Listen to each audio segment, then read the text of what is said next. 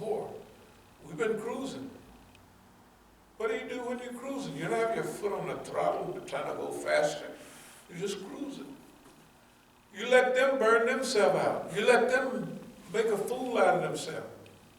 You can tell what these people are going to do before they do it. Long time before. Why? Because of the experience. You got to remember, if you survive so long, you become sharper, right? Because remember, you're having more fights. And the people that have power that's trying to stop you, the only thing they have power to do is throw stuff in your way, right? To distract you, to mislead you, to make you feel like, oh man, it ain't worth it. Well, guess what? They only got so many tricks in their bag. Eventually, you evolve over them. And you get sharper than them. You got night goggles, you can see them moving around in the dark. They can't do nothing. After a while, you get immunity from the tricks of the system. That's what we have. We've gained a type of movement immunity. All the stuff that you read back in the 90s and the early 2000s and all that, it'll bring you up to par. It called for organized struggle. That must have been 95. Okay, don't get too stuck on, that was a long time ago, man. No, it was a long time ago. It was a long time ago for you. But in the movement process, you have to look at movements. When we were at the apex of those days, they also wanted us to study, which we did, study Ikhwan al-Muslimin, study what you can tell a lot about literature. But what we realized was, they want you to get froze in, let's say, Ikhwan al-Muslimin. Why? Because when the Ikhwan al-Muslimin develop, the system develops its system to target and to destroy Ikhwan al-Muslimin. So if you have Ikhwan al-Muslimin, the Muslim Brotherhood, as your model, as your highest epitome of Islamic movement, right? All they got to do is knock you out of the box. But you study the Ikhwan al-Muslimin, right?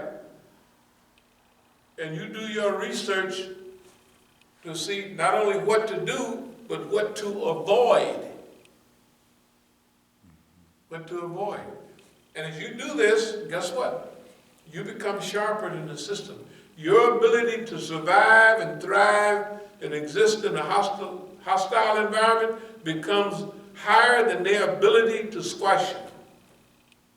Because everything that they do to us every day, right now, every day, I don't even mention this stuff, it happens all day long, all the time. Then why is it not important? It's not important because we've left them behind.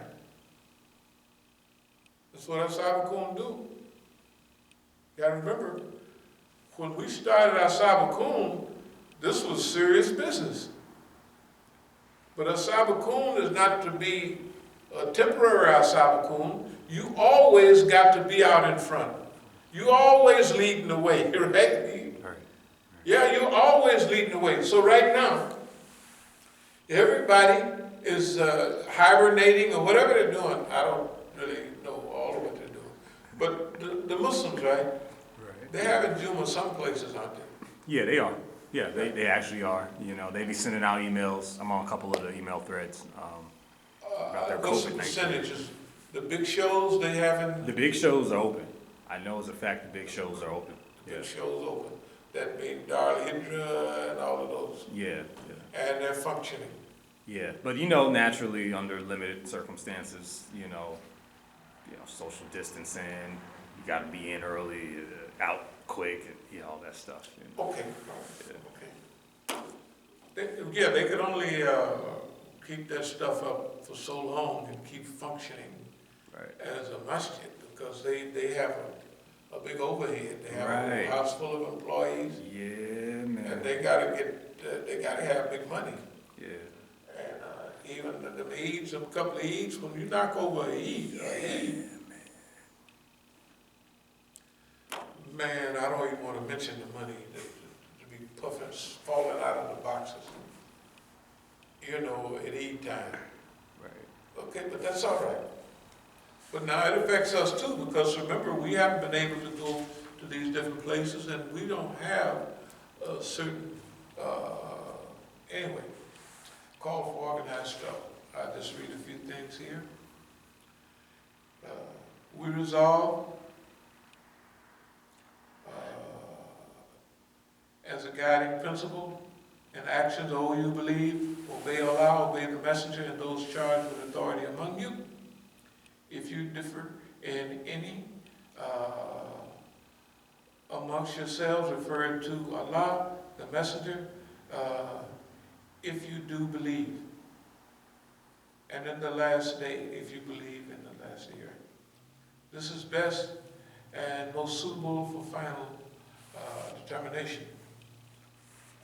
Tiwala tiya Rasul wa ulul amr minkum, those in authority amongst you. This is As-Sabiqun's opening statement. This is our number one. By a statement of the following resolution, we declare our independence from man-made concepts. From man-made concepts. Atiullah, obey Allah. Atiya Rasul, obey the messenger. Wa ulil amr minkum, means people from amongst you. Yeah. People have been respecting so-called African American leaders. Well, let's put it this way. We're still here. After all of this stuff, after all these fights, and they haven't had one of them. They haven't had one fight, not one fight. They start hollering, the boss man raised up his hand, stop, boss man, stop, don't worry about it, we ain't got, oh my goodness. No. And boss man be throwing stuff at us all day long, every day. There's never a time when he ain't doing something. And it has no effect on us. Because we've learned how to evolve by the day-to-day contact after 40-something years, almost 50, it don't bother you no more. Pretty soon you evolve out in front of him, because that's what As-Sabiqun do. At first, As-Sabiqun is just, they go out front, they challenge in the race, right? But as they get farther and farther and farther out front, they don't get farther and farther behind. Right now, we're farther and farther out in front. Yes, the people have more people, but what are they doing? We have to ask whether the people have in Juma. We have to ask, right? If we had as many people as they have going to Juma right now, we don't want to say if. It's no telling what we would be doing. Okay, so let's speed up. We resolve to work with each other and to guard and support each other. We resolve to establish Islamic homes where an Islamic etiquette, as outlined in the Quran and Hadith, on and on. We resolve to adopt an attitude of optimism in times of distress, as exemplified by the prophets, alayhi salam, and messengers. We resolve to maintain continuous struggles with our nafs, greed, envy, and arrogance. We resolve to exercise a regular program of self-improvement by incorporating new knowledge and practicing self-control and self-discipline. We are committed to developing ourselves physically, mentally, and Islamically. resolve to work towards total economic independence. Okay, now, I want you to think about it. We've been under government lockdown for, let's say, several years. And we're still here.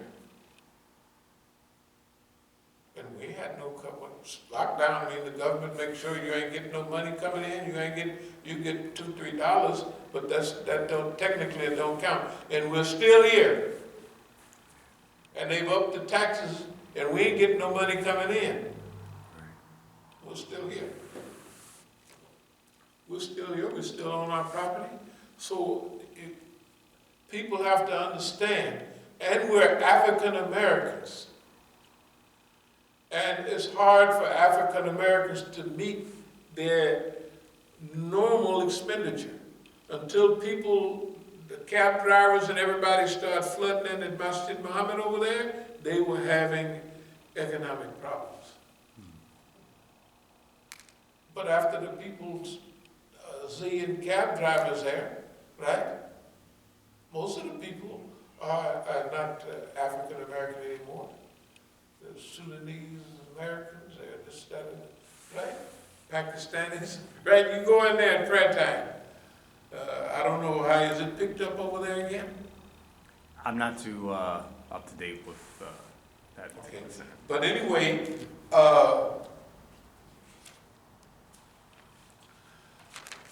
we could have pride in ourselves. What we have done here and what we're doing here, nobody else has even come close. They're not even close. And we're getting ready to jump up and get rolling again, or we are in that process. Nobody's even survived. There's no, go find a masjid with this attitude and this mentality. Anyway, just go find it. It'll tell you who we are. This is not a bragging right, but we have known this from the very beginning. When we chose the name As-Sabiqun, it was after years of thought and preparation. Planning is to a movement, business, or nation as sight is to a driver. It provides leadership with a window to the future. This window aids leadership in determining the direction in which the Jama'ah should proceed. Through planning, leaders attempt to crystallize and solidify their vision. Planning also enables the leader to better foresee upcoming events and prepare for them adequately. That means that everything that's happening or happened to American Muslims is a surprise to them. When Donald Trump comes sending them all back home and wouldn't let no new ones come in, they were shocked. This is America, Mr. President. Now, Biden then came back and opened it up a little. But none of it is a surprise to us. We never either depended on it. It's not that we didn't care, but now, here's what our job is. Our job is to approach the Muslims and help, whether they like it or not, in developing Islam in America and smoothing out the relationships between Islam and Americans, and finally to invite the American people of all races and colors to the hope and salvation of Islam. Okay. So I'm going to move toward a close. Promised Land, we'll do that a little bit later.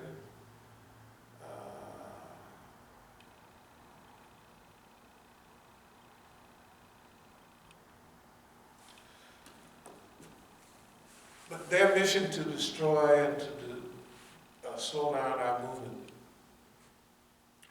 Never get too hung up on the speed at which you're traveling.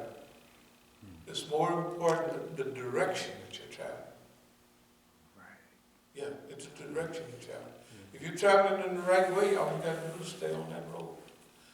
That's always other people, they get them, yeah man, y'all didn't slow down, they didn't run everybody away, man. Suppose we did that. Sometimes, some years the people can't get in here hardly. Then for the last 10 years, you can't find nobody. But we still keep heading the way we're going. You see what I mean? This is important.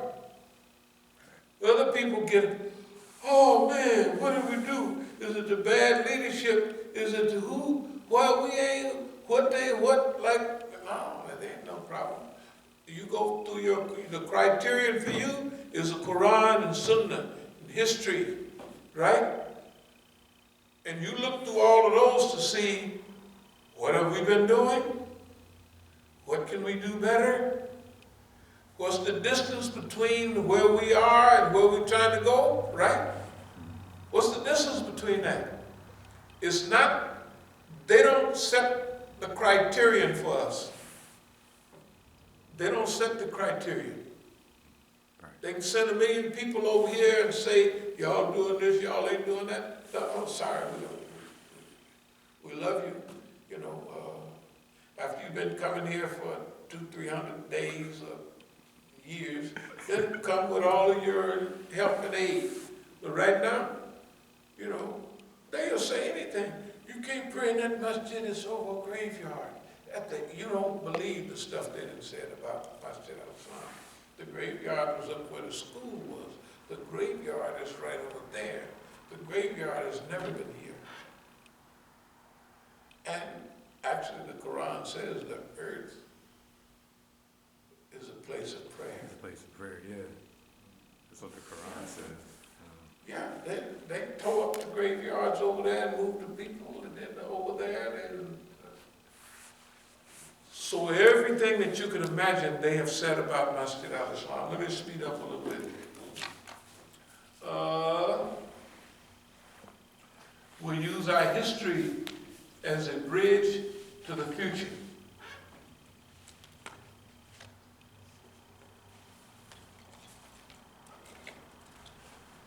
Okay, I'll just say a few things. This global transformation, the world needs the Islamic movement, and we have to, if we want to serve Allah subhanahu wa ta'ala, we have to continue with that. And we're going through a period now where we will be into a period of revival. Yeah, we'll be revival. That means that we've been on our road all along, but now we're going through a period of revival. Not their revival, but our revival. That's what Islamic revival. See, during the earlier years, we was in a period of Iqamatul Deen. Groups from overseas and other places was in a level of Islamic revival. They had went through several periods of up and downs, and they were going through a period of Islamic revival. Right? Not us. We were going through a period of Iqamatul Deen in America, establishing Islam. We went through that period. Now we are going through a period of Islamic revival, blending in with those revivalists all around the world. Because remember, revival is something that you go through after you've been beaten at or moved at, or you've been into a little depression, right? We couldn't have an Islamic revival then because that's the period of Iqamatul Deen. We're establishing Islam in America. Iqamatul Deen. Now, we've tussled with boss men. How have we done? We have done excellent. As a group, as a movement, we're still here. Where's anybody else? First thing, where's anybody else? That's the first question you ask. Are there any movements around from the old days? Where's the Dar al-Islam movement? It's gone. Where's the Islamic Party? It's gone. Where's some of our friendlier Muslims that we're friendly with today? They're here, but you don't hear nothing from them. And when their leader left, he didn't leave anybody in charge to give authority to revive that movement, to guide it through changes. Now it's just drifting around. What is that movement doing? In each one of those movements, which was a good movement, in each place, in each city, well, that was going on in the past. Each place had broken up into 2, 3, or as many as 4 or 5 different groups in each city. There was never any more like in D.C. you got one center, like down on New Jersey, whatever that is, for that group. You had people over here, people over there, and all following the chief. And what other city? Every city. Wait a minute. What are y'all? Who y'all following? We follow the chief. Who are y'all following? We follow the chief. Y'all following them individually? Yeah, we follow them. We're not with them. We're not with those, but they follow the chief too. You see what they did? They did it, and they didn't have a hard time. They turned them people against each other. They thought they would do all the stuff they did it to them easy. Every Muslim group that they destroyed in America, they didn't have a tough time in. But they did it to us. We still running our mouth. We're still, don't worry about it. Well, you might not have the what? We're here, right? We're here, we're alive, and we show ourselves when we get ready. Not them. They can't tell us nothing to do. All we know is if we got a car, if we got a house, they can knock a hole in the house or the store or whatever, and stuff will leak down, and you have to fix it every time they get up there and knock a hole in it. So if you have a car, why do you think we got so many cars years ago? we got so many cars, so we say, well, we just load up. This don't start, then the other one will. That's why. And when it stops, we'll park one. We'll do what we want. You can do what you want. They did it then, and they do it now. But it don't make no difference. It don't make no difference. That's what I'm saying. Technically, we've won this one. The other thing is, if we're planning and